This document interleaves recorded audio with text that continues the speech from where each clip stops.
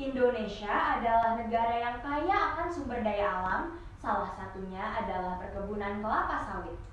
Menurut data dari Gapki, terdapat 16,31 juta hektar perkebunan kelapa sawit yang tersebar di 26 provinsi di Indonesia, menghasilkan sebanyak 40 juta ton produksi minyak kelapa sawit per tahun. Produksi minyak kelapa sawit yang banyak ini menjadikan Indonesia sebagai negara penghasil minyak kelapa sawit terbesar di dunia dan menjadikan kelapa sawit sebagai komoditas ekspor unggulan di Indonesia.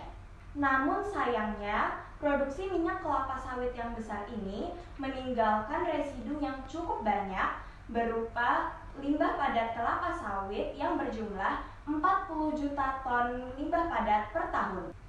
Apakah limbah-limbah padat ini hanya akan dibuang? Padahal, menurut penelitian, limbah padat kelapa sawit dapat diubah menjadi karbon aktif untuk menjerap volatile organic compounds atau VOC. Di sisi lain, pada masa pandemi seperti ini, masalah kesehatan menjadi suatu hal yang harus diperhatikan. Padahal, udara di lingkungan sekitar rumah berpotensi mengandung senyawa-senyawa berbahaya. VOC merupakan bahan kimia yang mengandung senyawa yang mudah menguap. Senyawa VOC dapat ditemukan pada benda-benda di sekitar kita seperti cat, tinta, spidol, dan sebagainya. Menghirup VOC pada kadar yang rendah dalam jangka waktu yang lama akan meningkatkan risiko masalah kesehatan seperti gangguan pernapasan, gangguan fungsional organ, dan bahkan kanker. Berdasarkan data WHO, baku mutu VOC pada udara sebesar 0,1 mg per meter kubik. Namun ternyata, kadar VOC saat pengecatan basah dapat mencapai 10 mg per meter kubik.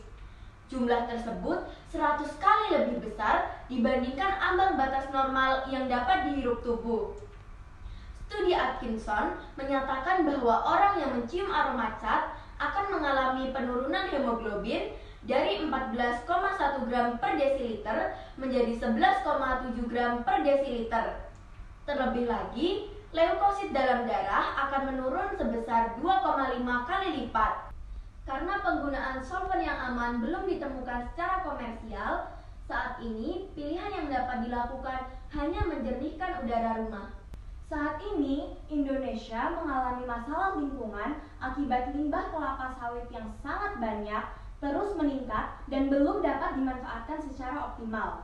Masalah kesehatan pun menjadi hal yang patut dikhawatirkan akibat udara sekitar rumah yang tercemar volatile organic compounds atau VOC. Oleh karena itu, kami hadir dengan solusi untuk kedua masalah tersebut. Perkenalkan, nama saya Marsha Anisyumna dan saya Winayu Ainun Nasuro. Kami dari SMP Negeri 5 Yogyakarta dengan judul karya Pemanfaatan Limbah Kelapa Sawit sebagai Penjerap Volatile Organic Compounds atau VOC. Tujuan dari karya tulis ini yaitu mengetahui proses pembuatan adsorben, melakukan karakterisasi dan membandingkan dengan jenis adsorben lain, serta melakukan desain alat penjernih udara berbasis limbah kelapa sawit yang terintegrasi dan komprehensif.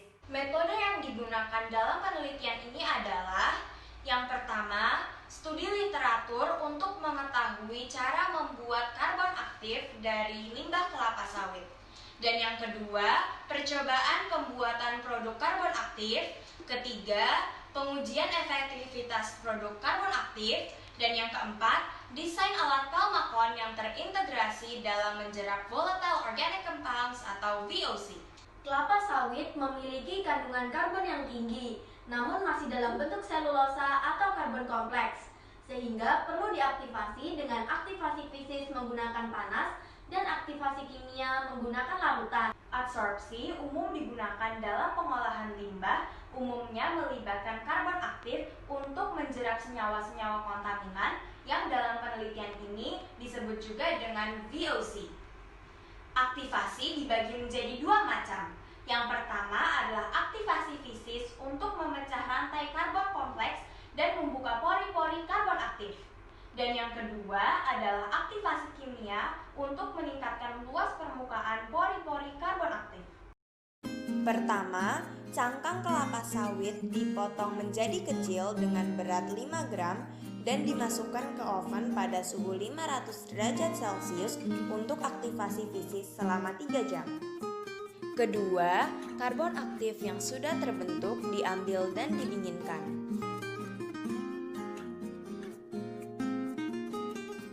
Ketiga, karbon hasil aktivasi fisis dilarutkan dalam H3PO4 untuk aktivasi kimia.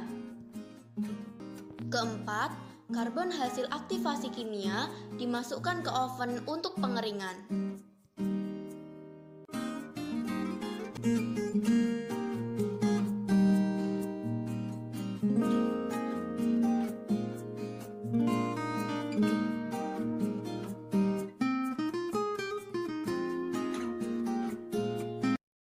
Optimasi kandungan oksigen dan karbon menunjukkan bahwa 500 derajat Celcius merupakan suhu terbaik untuk memproduksi karbon aktif dengan kandungan karbon yang tinggi dan kandungan oksigen yang rendah.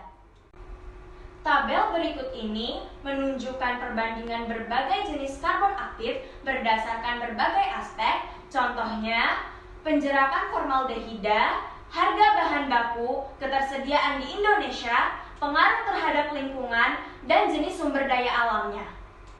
Untuk aspek kapasitas penjerapan formaldehida, karbon aktif berbasis limbah kelapa sawit hanya kalah dengan tempurung kelapa. Namun, untuk ketersediaan dan pemanfaatan limbah kelapa sawit yang masih sangat terbatas, karbon aktif berbasis limbah kelapa sawit menjadi potensial dalam segi ekonomi dan lingkungan. Oleh karena itu, pada karya tulis ini diusung konsep mengolah limbah menjadi bahan yang memiliki nilai guna lebih.